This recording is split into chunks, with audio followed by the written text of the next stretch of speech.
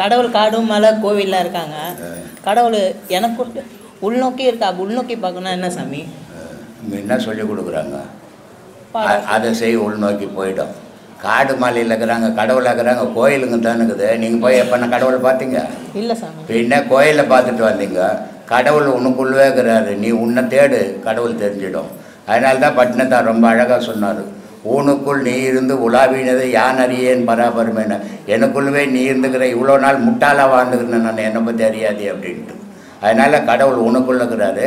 நீங்கள் சொல்கிற பாடத்தை சரியாக செய்ய, அதை பார்ப்பீங்க சாமி. நம்மளுக்கு சோம்பல் வரதுக்கான சோம்பேறித்தனம் வருது சாமி. அது எதனால் வருது? புத்தி சரியில்லைன்னா வரும். புத்தி சரியில்லைன்னா சோம்பேறித்தனம் அதிகமாக வரும் சாமி. நம்ம மனம்ன்றது சமநிலையாக இருக்கணும் எப்போவுமே. மனம் சமநிலையாக இருந்துச்சுன்னா அது ஆன்மாவாகிடும். மனம் எதனா சொல்லிக்கினே இருந்தால் தான், எதனா செய்துனே இருந்தால் தான் அதுக்கு பேர் மனம். அதனால் அப்படி தான் செய்துருக்கோம். அது வயசு இருக்குது. என்ன மாதிரி வயசு ஆச்சுன்னா அது கம்மன் உட்காந்து எடுக்கும். உன்ன மாதிரி வயசில் ஊர்வம்பெல்லாம் வச்சுன்னு தெரியும். அப்படிலாம் இல்லை சாமி. சொல்லு சாமி. கடவுளை எந்த வயதில் பார்க்கலாம் சாமி? ஏமா எந்த வயசில் பார்க்கலாம் சாமி? 14 வயசுலேருந்து தேடணும், அப்போ தான் கடவுள் கிடைக்கும்.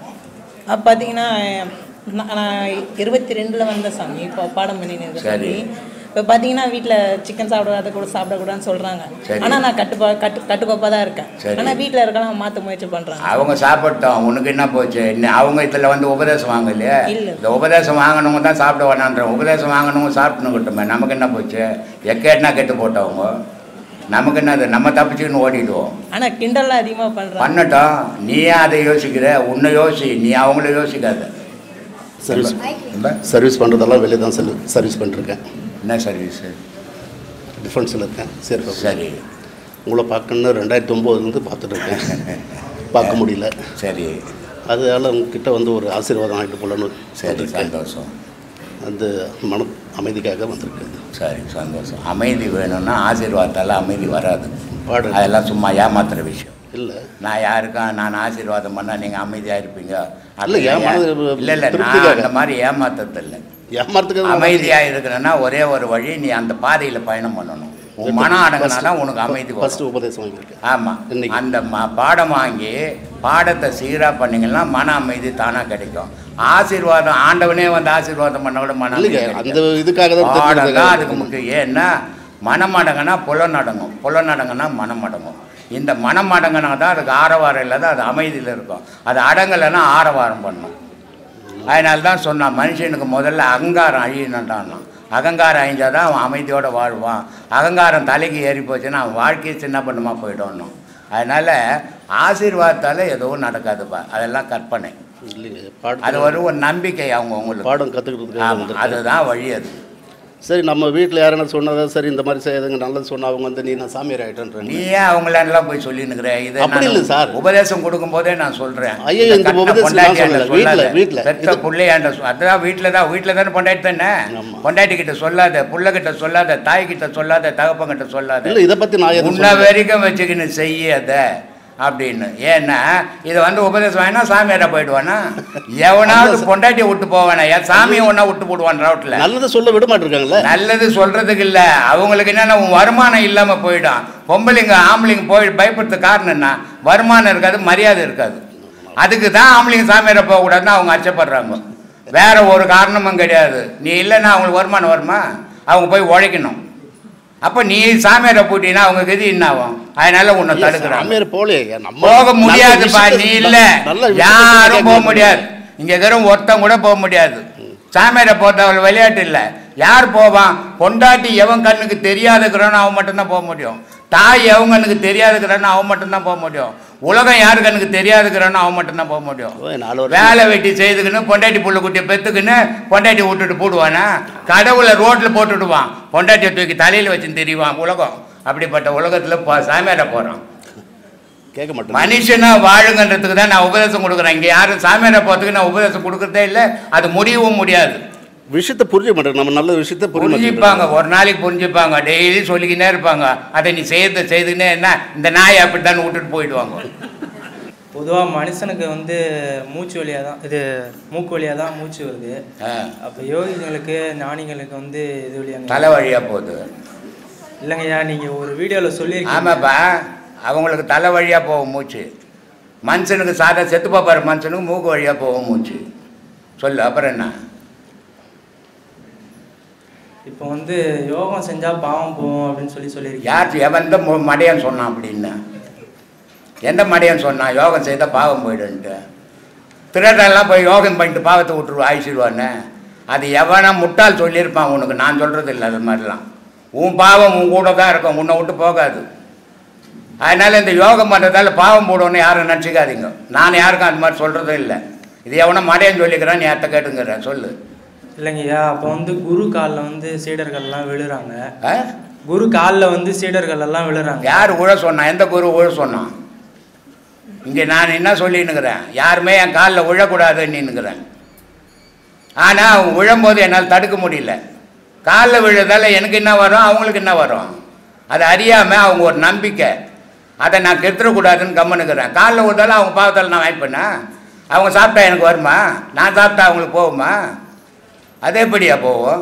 இல்லைங்கய்யா, அவங்க பாவம்லாம் உங்களுக்கு வரும்னு நீங்கள் எந்த பாவமும் யாருக்கும் வர. உன் பாவம் உங்கள்கிட்ட தான் இருக்கும். அந்த யோகம் பண்ணுறதால் பாவம்லாம் போவாது. தர்மம் பண்ணினா போவோம். வீடு வாசல் தான் வச்சு விற்று தர்மம் பண்ணு, அதில் தான் பாவம் போவோம், வேறு எதுலையும் போகாது.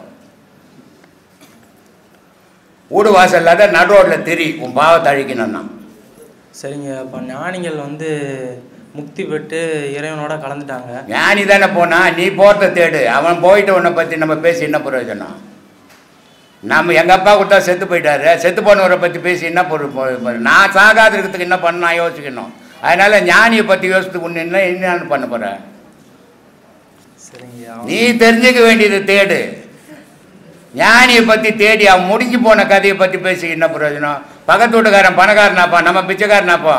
பக்கத்து வீட்டுக்காரரை பற்றி ஊரெல்லாம் பேசுவோம், நம்மளை பற்றி மறந்துடுவோம். அது மாதிரி ஞானின்றவன் பணக்காரன் மாதிரி, நம்ம பிச்சைக்காரன் மாதிரி நம்மளை தேடணும். ஞானியை மறந்து ஞானி போயிட்டவனை பற்றி பேசி என்ன பிரயோஜனங்குது சொல்லு. இல்லைங்க, அவ்வளோதான். சரி. ஆத்மானந்தம். ஃபஸ்ட்டு தடவை பார்க்கல நீங்கள் ஏதோ ஒரு வார்த்தை சொன்னீங்க, நீ செத்து போகணும் அப்படின்னு. அது ரெண்டாவது பார்க்கல நீங்கள் சொன்ன ஒரு வார்த்தை எனக்கு ரொம்ப பிடிச்சிச்சு. அதுலேருந்து ஒரு 2 வருஷமாக பார்த்தேன். இப்போ ஒரு 3 மாதத்துக்கு முன்னாடி இது ஆசிரியர் உபதேசம் வாங்கினேன். சரி. இப்போ 2வது உபதேசம் செஞ்சாங்க. சரி. இப்போ வந்து வீட்டில் எல்லாருமே நான்வெஜ் சாப்பிட்றாங்க, சரி. நான் மட்டும் சாப்பிட்றதில்ல. சரி. அப்போ வாங்கி கொண்டு கொடுக்குறதுக்கு கொஞ்சம் இதாக இருக்குது. நம்ம தான் வாங்கி கொண்டு கொடுக்குறது, நீ ஏன் வாங்கி தெரியல? ஆமாம். அதனால் துட்டை கொடுத்துட்டு நீ வாங்கிக்கோங்க, உங்களுக்கு எது வேணுமோ அதை வாங்கிக்கோங்க, எனக்கு வேணான்ட்டு கையெழுத்து கும்பிட்டுட்டு போடு, இல்லை காலில் வந்து கும்பிட்டு அப்போதான் விடுவாங்க.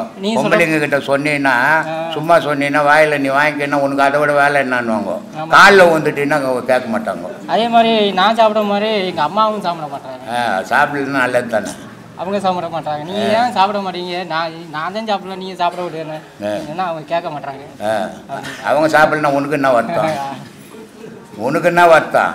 நீங்கள் தான் சாப்பிடல அப்படின்னு. அதான்பா, நீ சாப்பிடல, உன்னை பார்த்து அவங்க சாப்பிடல. சாப்பிடலன்னா உனக்கு என்ன வருத்தம்? சாப்பிடாம இருக்கட்டுமே. சோறு தூண்டுறாங்கல்ல, அதில் தான் உயிர் இருக்கும். கறி மீன் தூண்டுறதால உயிர் இருக்காது. அதனால் அதை சாப்பிட்டோம் நல்லா. நன்றி சார். நன்றி. பேசுகிறேன். சொல்லு. மற்ற உயிரினங்கள்லாம் வந்து அப்படியே இது ஆகுது, மனுஷன் மட்டும் ஏன் துப்புள் கொடியோட போகிறது? எப்படி ஆகுது? அப்படியே குழந்தை விழுந்துடுது. நான் விலங்கினேன், எல்லா விலங்கினமும். விலங்குனா ஆடு மாடு 10 குட்டி போடுது. சரி. அப்படியே இதுவாயிடுது. மனுஷன் மட்டும் ஏன் துப்புள் கொடி போட்டேன்? நம்ம மனுஷன் கூட குட்டி போட்டுக்கிறேன். நீ எங்கேருந்து வந்த? தொப்புள் குட்டி போட்டு தானே நீ வந்த? கேட்குறேன். தொப்புள் கொடி அதுக்கெல்லாம் அப்படி கிடையாது. தொடர்பு. அதனால தான் அந்த தொப்புள் கொடி இருக்கிறதால தான் சாவர வரைக்கும் உங்கள் அம்மா மேலே ஞாபகங்குது, உங்கள் அப்பா மேலே ஞாபகங்குது. அதுக்கு தொப்புள் கொடி இல்லாததால பிறந்து வளர்ந்த உடனே அது எல்லாத்தையும் மறந்துடுது. இதுதான் வித்தியாசம். அண்டத்துக்கும் பிண்டத்துக்கும் என்ன வித்தியாசம்? அண்டமும் ஒன்று தான், பிண்டமும் ஒன்று தான். அண்டத்துலேயும் 5 இருக்குது, பிண்டத்துலேயும் 5 இருக்குது. 5 இல்லைன்னா அண்டமும் இல்லை, பிண்டமும் இல்லை. எனக்கு என்ன கேள்வினாக்கா, ஒரு ஆத்மா உடல் விட்டு வெளியேறிடுது. வெளியேறின பிறகு அந்த குடும்பம் வந்துட்டு அந்த ஆத்மாவுக்கு வந்துட்டு வருஷம் வருஷம் ஒரு படையல் மாதிரி போட்டுறாங்க. அந்த ஆத்மா வந்துட்டு அடுத்த உடல் எடுக்காத வரைக்கும் அந்த பிலீஃப் என்னன்னாக்கா அந்த படைச்ச உணவு வந்து அந்த ஆத்மா போய் சேருது அப்படின்னு. சப்போஸ் அந்த ஆத்மா வந்து இன்னொரு உடல் எடுத்துருதுன்னு வச்சுக்கலாம், ஆனால் இவங்க வருஷம் வருஷம் படிச்சுக்கிட்டே இருக்கிறாங்க. இது ஆதங்கம். இது வந்து உடலை விட்டு உயிர் போயிட்டாவே சாப்பிட்றது ஆத்மா, எந்த ஆத்மாவும் சாப்பாடு சாப்பிட முடியாது. வேறு எந்த பொருளையும் அது சாப்பிட்டு வாழ வேண்டிய அவசியம் கிடையாது. ஏன்னா அதுக்கு மண்ணின் சக்தி கிடையாது ஆத்மாவுக்கு. ஆத்மாவுக்கு இருக்கிறது சப்தம், நெருப்பு, காற்று, நியூட்டான், புரோட்டான், எலக்ட்ரான் இல்லையா, அது 3 தான். அது ஆன்மா. மீதி மனசு இருக்குதே அது மனுஷன். அதுக்கு உணவு தேவைப்படுது. அதனால் அதுக்கு உணவு போடணும். இந்த உணவு போட்டதனுடைய பழக்கத்தில் அது இறந்த பிறகு இருக்கிறவங்க படைக்கிறாங்க. ஆனால் இந்த படைச்சதுக்கும் இறந்து போனவங்களுக்கும் சம்பந்தமே கிடையாது, அந்த பொருளுக்கும் அதுக்கும். இது அவங்களுடைய மன நிறைவுக்கு. இப்போ உங்கள் அப்பா இறந்துட்டார், ஒரு 5 வருஷம் ஆச்சு. 5 வருஷம் பொறுத்து தான் உங்களுக்கு கல்யாணம் ஆச்சு. இப்போ உங்கள் பையனுக்கு ஒரு 4 வயசு. உங்கள் அப்பாவை எப்படி அடையாளம் காட்டுவீங்க, எப்படி சொல்லுவீங்க?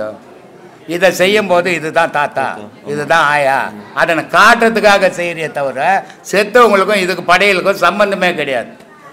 ஏன்னா உடல் தான் எல்லாத்தையும் உண்ணும், ஆன்மா எதுலேயும் எத்தையும் உண்ணாது. அதுக்கு உண்ண வேண்டிய அவசியமும் கிடையாது. அதுக்கு இன்ப துன்பம் எதுக்கு இருக்குதோ அதுதான் சாப்பிடணும்.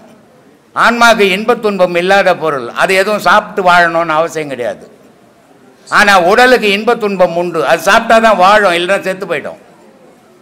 உலகத்திலேயே கடவுள் அப்படின்றது எது அப்படின்னு என்ன கேட்டாங்கன்னா உணவு தான். மீதி கடவுள் எல்லாம் கிடையாது. அதனால தான் இந்து மதத்தில் ரொம்ப புனிதமான வழியை வகுத்து வச்சோம் அப்போவே அறிவாளிகள்.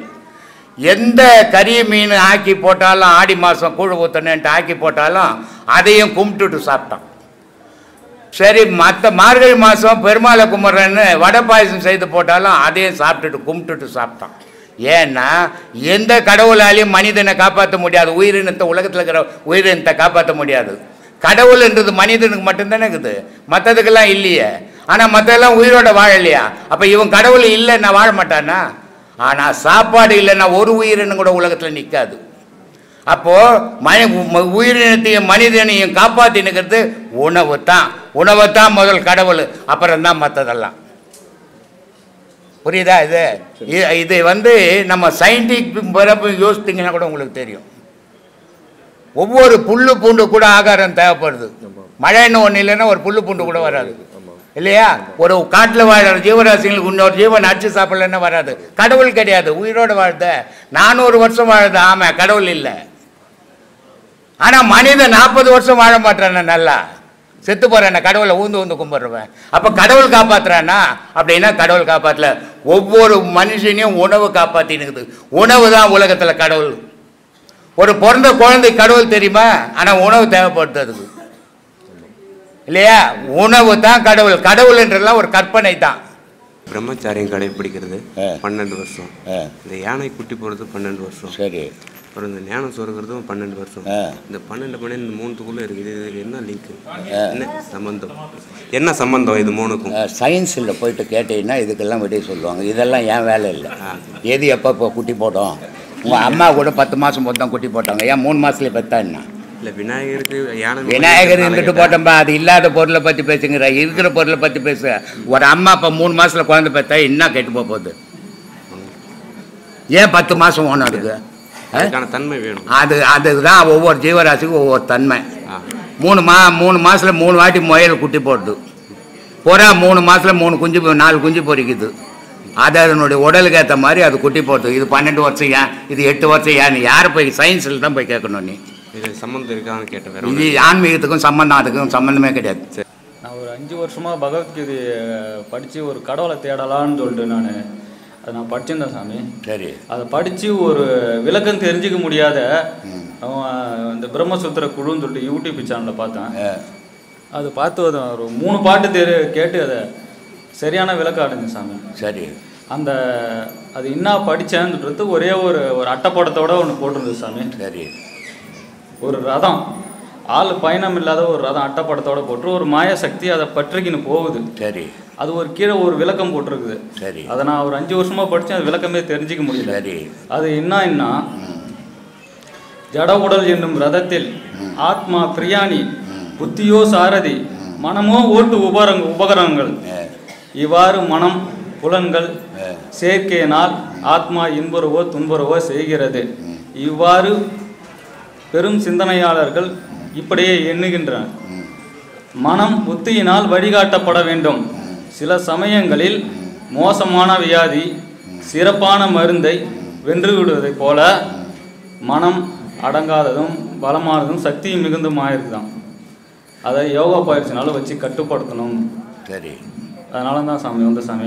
அது ஒரு 3 பாட்டு தெரிஞ்சிங்கன்னா அது விளக்கம். அதை சொல்கிறேன் சாமி. நீங்கள் என்ன பண்ணோம், பகவத்கீதை 5 வருஷமாக படிச்சிங்க. ஆமாம், ஒரு விளக்கம் தெரியல சாமி. தெரியல. நீ என்ன பண்ண, பகவத்கீதை பண்டிதர்கிட்ட போயிட்டீங்கன்னா அவர் ஒவ்வொன்றுக்காக விளக்கம் சொல்லுவார். ஒரு 2 லட்ச ரூபாய் அவர் கையில் கொடுத்தீங்கன்னா அவர் சொல்லிட்டு போவார். அவர் அதான் ஏன் நீ சிரமப்படுற? அதை இந்த யூடியூப் சேனலில் பார்த்தேன் சாமி. அது ஒரு மாய சக்தியை பற்றிக்கின்னு போகுது. எல்லா மனுஷனும் மாய சக்தியில் தாங்க உட்காந்து. அதான் ஒரு பாட்டு நீங்கள் மாய சக்தின்னு ஒன்று இல்லைன்னு சொன்னால் உலக வாழ்வே இருக்காது. சரி. மாய சக்தி இல்லைன்னா உலக வாழ்வு இருக்காது. உன் பொண்டாட்டியே ஒரு மாயை. ஆனால் அவள் மாயன்னு சொல்லிட்டு தைத்து விட்டுட்டுனா வாழ்க்கையே இருக்காது, உலக உற்பத்தியே நடக்காது. அதனால் மனித வாழ்வு மாயையில் தான் நடக்கணும். மாயை இருந்தால் தான் உலகம் இயங்கும். மாயை இல்லைன்னு சொன்னால் கடவுள்கிட்ட போயிடணும். அதான் அந்த பாட்டை சொன்ன உடனே எனக்கு விலகம் இருந்தது. மாய சக்தி பற்றண்டு ஆடு காட்டி வேங்கையை அகப்படுத்தும் மாறு போல் மாடு காட்டி என்னை நீ மதிமயக்கல் ஆகுமா, கோடு காட்டி ஏனையை கொன்று உரைத்த குற்றவா, வீடு காட்டி என்னை நீ வெளிப்படுத்த வேண்டும் அப்படின்னு ஒரு விளக்கம் நீங்க சொன்னீங்க சாமி. அந்த மாய சக்தி எப்படி பற்றுக்கின்னு இருக்குதுன்னு நம்மளுக்கு தெரியாத அந்த விளக்கம் பற்றின்னு இருக்குது. அது கடவுள் என்ன பண்ணுறான், உலகத்தையும் காட்டுறான். கடவுள் நான் இருக்கிறேன்றதையும் சொல்கிறான். உனக்கு எது ஒன்றும் எடுத்துக்கொண்டான். ரஷ்யாவிலெல்லாம் இப்போ எப்படியோ தெரியாது, முன்னெல்லாம் குழந்தைங்க ஒரு 5 வயசு ஆகி போச்சுன்னா கவர்மெண்ட்டில் ஹேண்ட் பண்ணிடணும். ஹேண்ட் பண்ணிட்டா அதுங்கக்கிட்ட பொம்மைங்க போடுவாங்க. ரயில், ஏரோப்ளைனு, இது மாதிரி கப்பல், இது மாதிரி பொம்மைங்களை போடுவாங்க. எந்த குழந்தை ஓடி போய் எதை எடுக்குதோ அந்த குழந்தைய அதில் படிக்க வைக்கணும் அப்படின்வாங்க. இது ரஷ்யாவில் நடந்துக்கின்னு இருந்தது. இப்போ நடக்குதா இல்லையா தெரியாதானா, அப்போ ஒரு காலத்தில் அப்படி தான் இருந்தது. அது மாதிரி கடவுளும் இருக்குது, சுத்த பொருளாக நான் இருக்கிறேன். உலகம் மாயையில் இருக்குது, அதுவும் இயங்குது. உனக்கு எது வேணும் தேர்ந்தெடுத்துக்கிட்டான்னு கடவுள் விட்டுட்டான் உலகத்தில். உனக்கு எது வேணுமோ அதை எடுத்துக்கோ. அவர் பாடினார், ஆடு காட்டி வேங்கையை அகப்படும் மாறு போல் மாடு காட்டி என்னை மதிமயக்கல் ஆகுமோன்னு. மாடு காட்டி என்னை மதிமயக்கல் ஆகுமோ. உலகம்ன்றது ஒரு மாடு, மனைவின்றது ஒரு மாடு. ஆனால் இந்த பாட்டை படிச்சுட்டு தானே போய் கல்யாணமே பண்ணிக்கிறோம். சொல்லு. சார் இப்படி சொன்னீங்க சார். ஒரு மனன்றது அடக்கிறது ஒரு அருமையான விளக்கம் ஒன்று சொன்னீங்க சார். அது எட்டா புறவி அடி ஈராது காலடியோ விட்டாலும் பாரமடி வீதியிலே தான் மறித்து கட்டா கயிறெடுத்து கால்நாளும் சேர்த்திருக்க அட்டாள தேசமெல்லாம் ஆண்டு இருந்தால் ஆகாதோன்னு இவர் பாடினாரு. அதான் நீங்க அதுக்கு ஒரு விளக்கம் சொன்னீங்க. நம்ம மனன்றது எப்படி போகுது, எல்லாத்தையும் சொல்றோம், எல்லாம் இங்க கேட்கறான். ஆனா நிக்கிலேயே அவன் வீட்டுக்கு போன உடனே பழையபடி ஆயிடுறானே, அதுக்கு என்ன பண்ண முடியும்? எல்லாத்தையும் தான் சொல்லி கொடுக்குறோம். வாழு, குடும்பத்தோட வாழ், தப்பு இல்லை. நீ எட்ட உடனே ஞானியா போயிட முடியாது. குடும்பத்துக்குள்ளே இருந்துக்கினே ஞானத்தை செய்துக்கினே வா. காலப்போக்கில் குடும்பம் கை விடும், ஞானத்தை 2 கையில் பிடின்ற யாரால முடியுது? அதனால் பேசுறது இதெல்லாம் வேறு, ஆனால் நடைமுறையில் நிற்கிறது வேறு. இங்கே உபதேசம் வாங்கிட்டு போகிறோம், பொண்டாட்டிக்கு தொடப்ப கட்டு வச்சு ரோட்டில் நிற்கிறா. என்ன நீ சாமியாரை போகிறதுக்கு என்னைக்கு ஏன்டா தாலியை கட்டின, அரடா என் தாலி அப்படின்றா. அப்போ என்ன பண்ணுவான் அவன் சொல்லு? நான் சொல்லி கொடுத்ததெல்லாம் ரோட்லேயே கொட்டி போட்டு அவன் வீட்டில் பொண்டாட்டிக்கு தொடப்பத்தை போட்டு வாமான்னு உள்ளே கூட்டு போயிடுறான். அது மாதிரி உலகம் இது. அதனால் மகான்கள் சொன்னதெல்லாம் இங்கே நான் சாத்தியம் ஆகாது, நடைமுறைக்கு வராது. அவங்கெல்லாம் சொன்னபடி வாழ்ந்தாங்க. இந்த மனுஷனால் சொன்னபடி வாழ முடியாது. என்ன அவங்க சொத்து சொகன்னு வச்சுக்கல, நம்ம எல்லாம் தேவைன்னு வச்சுக்கிறோமே. அப்போ நமக்கு எங்கே இந்த கடவுள் கிடைக்கிறது? நமக்கு தான் ஊறுபட்ட ஆசை மனசுக்குள்ளே பூந்துக்குன்னு தவிக்குத. பொண்டாட்டியை எப்படிலாம் அழகுபடுத்தி பார்க்கலாம், எவ்வளோ நகை திருடின்னு வந்தால் துட்டு வாங்கி போடலான்னு நினைக்கிறோமே. நமக்கு எங்கே இந்த கடவுள் வருது? அவங்க அதெல்லாம் மதிக்கலை. உலகத்து பொருள் மேலேயே அவங்க ஆசைப்படலை. அதனால் அவங்களால முடிஞ்சது, நம்மளால் அது முடியாது. சும்மா பேசிட்டு போதெல்லாம் பயனில்லை. சரி, இன்னொரு சாமி, கீதையில் பகவான் ஒன்று சொல்கிறார் சாமி, ஆன்மாவை பற்றி சிந்திக்கணும்னு சொல்லிட்டு. சொல்லு. ஜட உறுப்புகளை விட புலன்கள் சிறந்தது, இந்திரியங்களை விட மனங்கள் சிறந்தது, மனதை விட புத்தி சிறந்தது, புத்தியை விட ஆன்மாவே சிந்திக்கணும் அப்படின்னு சொல்றாரு சார். எல்லாத்தை விட ஆன்மா சிறந்தது. என்ன சார்? எல்லாத்தை விட ஆன்மா சிறந்ததுப்பா. ஏன் அது சிறந்ததுன்னா, அது எந்த தப்பையும் உலகத்தில் பண்ணுறதில்லை, எந்த பாவ புண்ணியத்துக்கும் அது உட்படுறதில்லை. அதனால அது சிறந்தது. மற்ற நீ இப்போ சொன்ன உறுப்புகள்லாம் பாவ புண்ணியத்தை சம்மந்தப்பட்டது, எல்லாம் பாவ புண்ணியத்தை சம்மந்தப்பட்டது. உங்கள் அப்பாவுக்கு உங்கள் அம்மாவுக்கு மனம் இல்லைன்னா நீ பிறந்திருக்க மாட்டேன். முதல்ல இந்த உலகத்தில் சொல்லு. உங்கள் அப்பாவுக்கு உங்கள் அம்மாவுக்கு மனம் இருந்ததால் அவங்க 2 பேர் சேர்ந்தாங்க, நீ வந்து பிறந்த. உனக்கு மனம் இருக்கிறதால நீ உன் மனைவியும் கட்டி நீ 2 குழந்தை பெற்று வச்சுக்கிற. அதனால் மனம் இல்லைன்னா இங்கே வாழ்வு இல்லை. அதனால் மனம் அவசியம், மாயை அவசியம். மாயை இல்லைன்னா இங்கே வாழ்க்கையே இல்லை. பத்ரகிரியார் ஒரு பாடலில் சொல்கிறார், என்னப்பா பிரச்சனை? பருவ தலைவரோடும் புல்கை இன்பம் பெறுவதற்கு தெரிவை பருவம் வந்து சிக்குவதும் எக்காலம். ஒரு குழந்தை, பொன் குழந்தை தான். பொண்ணுன்றதுனால எப்போ ஒன்றா கல்யாணம் பண்ண முடியுமா? வாய்ப்பில்லை. அப்போ கல்யாணம் பண்ணுறதுக்கு ஒரு பக்குவம் வேணும். அது என்னப்பா பக்குவம் அப்படின்னா, அந்த பொண்ணு பூ பெய்யணும், அந்த வயசுக்கு வந்த காலம் வரணும். ஏன்னால் கல்யாணம் பண்ணக்கூடிய தகுதி எப்போ அந்த உடம்புக்கு வரும்னா, பொண்ணுன்றதுனால அந்த தகுதி வந்துடாது, அந்த பக்குவம் வரணும். இதே வயசுக்கு வந்து அந்த பக்குவம் வரணும். பருவ தலைவரோடும் பல்கை இன்பம் கொள்வதற்கு தெரிவை பருவம் வந்து சிக்குவதும் எக்காலம். கல்யாணம் ஆகிறதுக்கு எப்படி பக்குவம் வந்ததோ, பக்குவம் வந்தால் எப்படி கல்யாணம் பண்ணுறாங்களோ அப்படின்னு சொல்ல வந்தவர், தெரிவை உறும் பக்குவத்தின் சீராட்டெல்லாம் அறிந்து குருவை அறிந்தே நினைத்து கும்பிடுவது எக்காலம். உடலில் ஒரு பக்குவம் வந்தோன்னு எப்படி அம்மா அப்பா பார்த்து கல்யாணம் பண்ணுறாங்களோ, நம்ம மனசில் பக்குவம் வந்தால் யார் வருவா? குருவானவர் வருவாருன்றாருங்க. தெரிவை உருவம் பக்குவம். அப்படி ஒரு தெரிவான காலம் வந்தால் சீராட்டெல்லாம் அறிந்து குருவை அறிந்தே நினைத்து கும்பிடுவது எக்காலம். பக்குவம் வந்த ஆன்மாக்கள் தான் குருவே கதின்னு இருக்கும். எப்போ சொல்கிறாரு, எங்கே சொல்கிறாரு இதை? அந்த பொண்ணையும் நம்ம மனசையும் ஒரு கம்பேர் பண்ணி சொல்கிறாரு இந்த இடத்துல. பொண்ணுக்கு பருவம் வந்தால் கல்யாணம் பண்ணுற மாதிரி என் மனசு பக்குவம் வந்தால் குருவானவர் வருவார். ஏன் சாமி இவ்வளோ காலம் வரலன்னா, இவ்வளோ காலம் எனக்கு பக்குவம் வரல, பக்குவம் வரதுனால குருவானவர் விலகி இருந்தார். புரியுதுங்களா? அப்போ குரு வரத்துக்கே ஒரு பக்குவம் வேணும். குரு கொடுத்த பாடத்தை நிற்கிறதுக்குன்னு அதுக்கு மேலே ஒரு பக்குவம் வேணும். ஆனால் இதெல்லாம் நமக்கு அந்த புரிதல் இருக்கணும். இங்கே வந்துக்கிறோம்னா குடுப்பனை இல்லாமல் வர்றதுக்கு வாய்ப்பே கிடையாது. குடுப்பனை இருந்து ஐயாவோட ஆணை இருந்து இங்கே வானதுனால தான் வந்திருக்கிறோம். இங்கே இருந்ததெல்லாம் இன்றைக்கி தான் 21ஆம் தேதி நம்ம வீடியோ போட்டு 21ஆம் தேதி பௌர்ணமி அப்படின்னு நினச்சி நீங்கள் வந்த ஆள் கிடையாது. இறைவன் முடிவு பண்ணிட்டான், இந்த இடத்துல இந்த தேதியில் இந்த பௌர்ணமியில் இவ்வளோ பேர் இங்கே வந்து கூடணும்னு. யார் இட்ட கட்டளைன்னா குருவும் இறைவனும் இட்ட கட்டளை. அவனோட உத்தரவுப்படி தான் நம்ம எல்லோரும் இங்கே வந்திருக்கோம். அப்போ ஏற்கனவே நிச்சயிக்கப்பட்டது. இந்த உண்மையை புரிஞ்சு நாம் நிலையாக நிற்க படைக்கணும்னு சொல்ல வராரு. வம்படிக்கும் மாதிரியுடன் வாழ்ந்தாலும் மண்ணும் புளியும் பழமும் ஓடு போல் ஆவதெனி எக்காலம். பொண்டாட்டியும் பிள்ளைங்ககிட்டையும் போராடினால் கூட, அவங்க கூட இருந்து நம்ம வாழ்க்கையை ஏடாவோடமும் ஆனால் கூட, புளியம்பழமும் ஓடும் மாதிரி ஒரு காலத்தில் நம்ம ஆகிடுவோம். எப்போ ஆகுனா எல்லோரும் ஆவாங்களா அப்படின்னா எல்லாரும் ஆகிறதுக்கு வாய்ப்பு இல்லை. இந்த பாடம் பண்ணக்கூடியவங்களுக்கு அப்படி ஒரு நிலை வரும். பாடம் பண்ணாதவன் வெம்பி வீணாக போவானே தவிர புளியம்பழமும் ஓடும் மாதிரி தனித்தனியாக ஆகிறதுக்கு வாய்ப்பு கிடையாது. ஏன்னால் உழைப்புக்கு மட்டும்தான் அதுக்கான பலன் உண்டு. புரியுதுங்களா? அந்த மனப்பக்குவம் வரணும். 7 உலகம், ஈரே உலகம்னு சொல்லிக்கிறாங்க. ஈரே உலகம்னா இந்த உடம்புக்குள்ளே ஒரு உலகம் இருக்குது. எது? மூலாதாரத்துலேருந்து சகசிராரம் போகிற வரைக்கும் அது ஒரு உலகம். இந்த உலகத்தில் ஏறி பயணம் பண்ணவனுக்கு என்னென்ன உலகம் இல்லை? பூவ உலகம், அந்த ஐயர்கள்லாம் சொல்லுவாங்க, பூர்வ புசி அப்படின்னு ஒரு 7 உலகம் சொல்லுவாங்க. அதெல்லாம் என்னென்னா, உயிரானது இந்த உடம்பு விட்டு போனால் இவ்வளோ உலகத்தையும் கடந்து போகும். அங்கே ஒரு விதமான தண்டனை கொடுப்பாங்க. அந்த தண்டனையெல்லாம் அனுபவிக்கிறதுன்னு ஒரு உலகம் வச்சுக்கிறாங்க. எது? 7 உலகம்.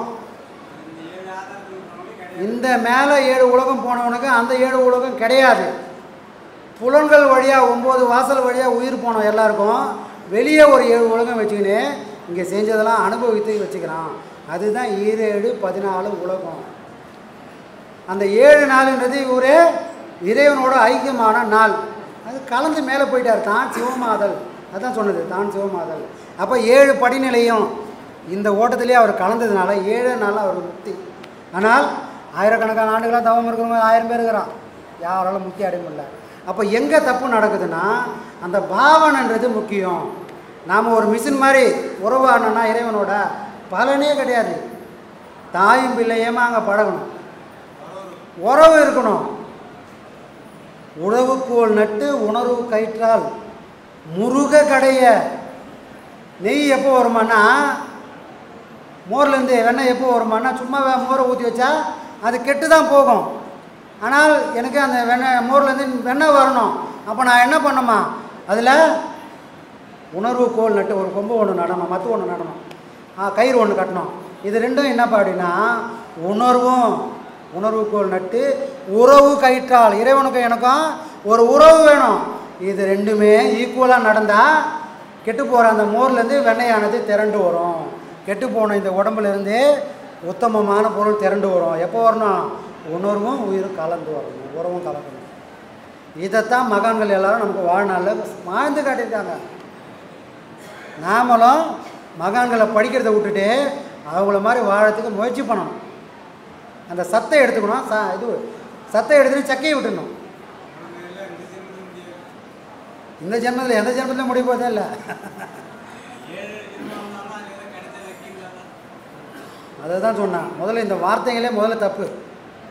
இதுதான் எனக்கு கடைசி பிறவியாக இருக்கணும். நான் என்ன நினைக்கணும், இந்த பிறவி தான் எனக்கு கடைசி பிறவியாக இருக்கணும். இறைவா இன்னொரு பிறவி எனக்கு கொடுக்கக்கூடாது, அதுக்கு தகுதி இல்லாமல் என்னை ஆக்கிடு. இந்த ஒரு பிறவியில் நான் எவ்வளோ பாடுபட்டாலும் பரவாயில்ல, நான் எல்லாத்தையும் ஏற்றுக்கிறேன்னு சொல்கிற பக்குவம் அங்கே வரணும். எங்கேருந்து வரும், வார்த்தையிலே வரலன்னா உள்ளே எங்கே சக்தி இருக்கும்? சாமி பாரதியார் சொல்கிறார், சாமி உன் மனசில் நெருப்பு இருந்தால் உன் வார்த்தையில் நெருப்பு வரும். அவரோட பாடல்கள் கவிதைகள் எல்லாம் எப்படி இருக்கும்னா நெருப்பு மாதிரி இருக்கும். ஏன்பா அப்படின்னா அவருக்கு உள்ளே இருக்கிற நெருப்பு, ஒரு சொல்லும் நெருப்பாக வந்தது. காரணம் என்ன, உள்ளே இருந்தது. நீ இல்லைன்னா கட்சி வரைக்கும் இல்லாமல் போயிடும். இல்லைன்னு ஒரு பொருள் உலகத்தில் படைக்க வேண்டிய வேலையே இல்லை சாமி. இருக்குது, மறைச்சிருக்கிறத விளக்குனா உள்ளகிற பொருள் தெரியும். மறைக்க நோக்கி தான் போகிறோம். சரியா, சொல்பா. சக்தின்னா என்ன, சித்தின்னா என்ன? சக்தி இல்லைன்னா சித்தி இல்லை, அது என்ன முடியும்? வேலை செய்யலைன்னா சம்பளம் இருக்குமா? சம்பளம் இருக்காது. சக்தி என்ன இல்லைன்னா சித்தியும் கிடைக்காது. சித்தினா என்னப்பா, சித்தினா என்ன? வேலை செஞ்சால் சம்பளம் வர்றது தான் சித்தி. இந்த பாடங்களில் ஆன்மீகங்களில் சித்தி என்னென்னா இந்த மரணம் இல்லாத ஒரு நிலை கிடைக்கணும். அது கிடைக்குமானா கிடைக்காது. அதுக்கு முன்னாடி அங்கேருந்து நம்மளை தள்ளி வரத்துக்கு சில விஷயங்கள் கிடைக்கும். அந்த விஷயம் என்னப்பா அப்படின்னா, நான் இங்கே உட்காந்து பாடம் பண்ணுவேன், பக்கத்து வீட்டில் என் பொண்டாட்டி இருந்தால் என்ன பண்ணுறான்றது சில விஷயங்கள் நமக்கு முன்னாடி ஓடும். எங்கேயோ யாரோ பேசின்னு இருப்பாங்க, அது நம்ம காதுக்கும் விடும். ஆனால் சில டைமில் என்னென்னு கேட்க முடியாது. அதுக்கு தான் சொல்லுவாங்க பாடம் வாங்கிறது முக்கியம் இல்லை, அந்த பாடத்தில் 12 வருஷம் அதிலே இருக்கணும். இந்த 12 வருஷமும் அதிலே இருந்தால் என்ன ஆகுன்னா, இறைவன் எப்படி என் குணமோ என் சித்தியை அடைஞ்சிருக்கானோ, என் குணத்தான் அவன் சொன்னான். ஒன்றும் இல்லாமல் இருக்கிறதும் அவன் தான், எல்லாமும் அவன் இருக்கிறதும் அவனு தான். அப்போ அவன் எதெல்லாம் அடைஞ்சிருக்கிறானோ அதெல்லாம் இந்த 12 வருஷத்தில் நமக்கு கிடைக்கும். கிடைச்சதை நாம் அனுபவிக்க ஆரம்பித்தோன்னா அன்னையோட முடிஞ்சு போச்சு கதை. வந்தாலும் எனக்கு வானப்பான்னு அப்படி தள்ளி விட்டுட்டோம்னா அந்த சித்தி சத்தியாக மாறும். இதுதான் வேணும் அப்படின்னு பிடிச்சிட்டா முடிஞ்சு போச்சு. சாய்பாபா இருப்பார் இல்லையா, அவர் போகிற போக்கில் என்ன பண்ணுவார், இந்தா அப்படின்னு ஒரு லிங்கத்தை கொடுப்பாரு, ஒரு தங்கத்தை கொடுப்பாரு. ஏன் இப்போ அங்கே யாரும் பண்ணலை? ஏன் இப்போ அந்த ஆசிரமம் அப்படி செயல்படலை? எல்லாம் சித்திகள். போகிற போக்கில் சில விஷயங்கள் கிடைக்கும். எதுக்காக அதை கொடுக்குறான்னா, இவன் இதோட கிளம்பிடுவானான்னு பார்க்குறதுக்கு அது கிடைக்கிற விஷயங்கள். அதை பிடிச்சா அதுக்கப்புறம் அவன் வாழ்க்கையில் முன்னேற்றமே கிடையாது. கடைசி வரைக்கும் இறைவனை போய் அடையவே முடியாது. மாயிலேருந்து தான் சாமி உலகம் வந்தது. மாயில தான் ஞானமே இருக்குது சாமி. அந்த மாயில தான் நானும் இருக்கிறேன். இறைவன் ஞானத்தை கொடுக்க மாட்டான், மாயை தான் ஞானத்தையே கொடுக்கும். ஆனால் மாயையோட வலிமையை புரிஞ்சுக்கணும். மாயை தான் ஞானத்தையே கொடுக்கும். ஏன்னா இறைவனோட ஒரு அம்சமே மாயை தான். புரியுதுங்களா? எல்லாம் அதுக்குள்ளேருந்து ஒன்று தான் வரும்.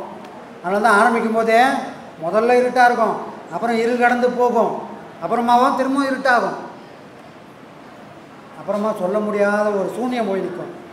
இது எல்லாம் எதுனா மாயைக்குள்ளே நாம் பயணம் பண்ணுற வரைக்கும்.